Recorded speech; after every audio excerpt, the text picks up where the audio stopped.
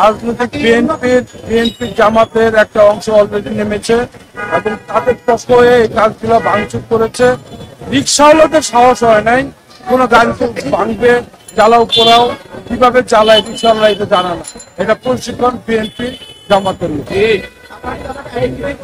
Already video করা আছে, video দেখে দেখে তাদের বিরুদ্ধে আইনগত ব্যবস্থা।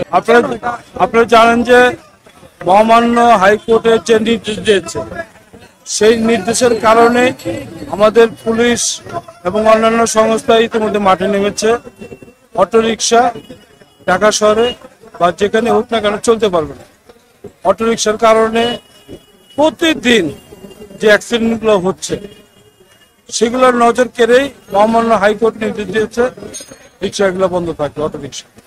তো সেই সুবাদে তারা রিক্সাওয়ালারা রাস্তায় নেমেছিল, 10 নম্বর গোল চেক করে তারা ওখানে ব্যারিকেড দিয়েছিল, কালশিতে এখানে ব্যারিকেড দিয়েছে এবং বিভিন্ন জায়গায় যে ব্যারিকেড দিয়েছে।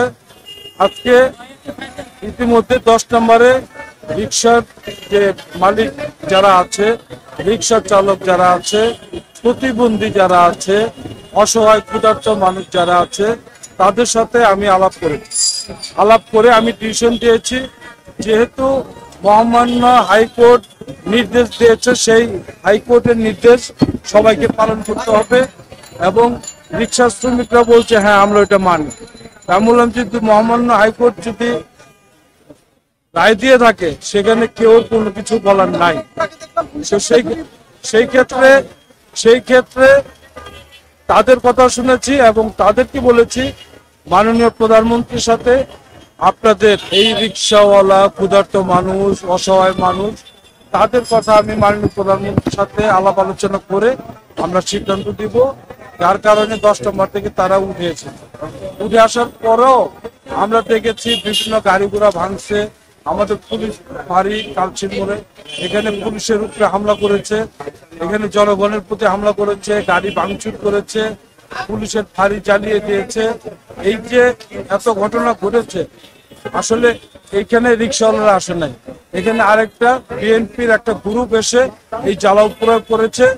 আর তারা জানে যে জ্বালাও পোড়া করে আন্দোলন বাড়বে। এই সামান্য রিক্সাওয়ালাদের ইস্যু নিয়ে তারা যদি বিএনপির অলরেডি আমাদের কাছে ভিডিও ফুটেজ সহ আছে এবং কারা কারা ছিল তাদের নাম সহ আমরা উল্লেখ করে দেব। এবং রিক্সাওয়ালাদের বিষয়টা আমরা দেখব। মাননীয় প্রধানমন্ত্রীও অসহায় ক্ষুধার্ত মানুষের কথা চিন্তা করেন, প্রতিবন্ধীর কথা চিন্তা করেন, করোনার সময় বাংলাদেশের প্রতিটা মানুষের কথা চিন্তা করেছে। তিনি আমাদের বঙ্গবন্ধু কন্যা করেন, সবার কথা বিবেচনা করে যেটা ভালো হয়, যেটা করবে, যেটা সিদ্ধান্ত সেটা আবার রিক্সাওয়ালা আমরা রাজনৈতিক বিএনপি জামাতের একটা অংশ অলরেডি নেমেছে এবং তাদের পক্ষ হয়ে এই কাজগুলো ভাঙচুর করেছে। রিক্সাওয়ালাদের সাহস হয় নাই কোনো গাড়ি ভাঙবে, জ্বালাও পোড়াও, কিভাবে জ্বালায় রিক্সাওয়ালা এটা জানা না। এটা প্রশিক্ষণ বিএনপি জামাতের অলরেডি ভিডিও করা আছে, ভিডিও দেখে দেখে তাদের বিরুদ্ধে আইনগত ব্যবস্থা। লুট হয়েছে, আগুনে অনেক জ্বালাও পোড়াও করেছে, সবকিছু ব্যবস্থা নিব।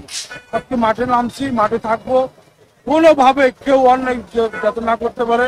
এবং এই মানুষ যারা গাড়িতে যাতায়াত করছে তাদের নিরাপত্তার দায়িত্ব আমাদের পুলিশের, আমরা সেই নিরাপত্তা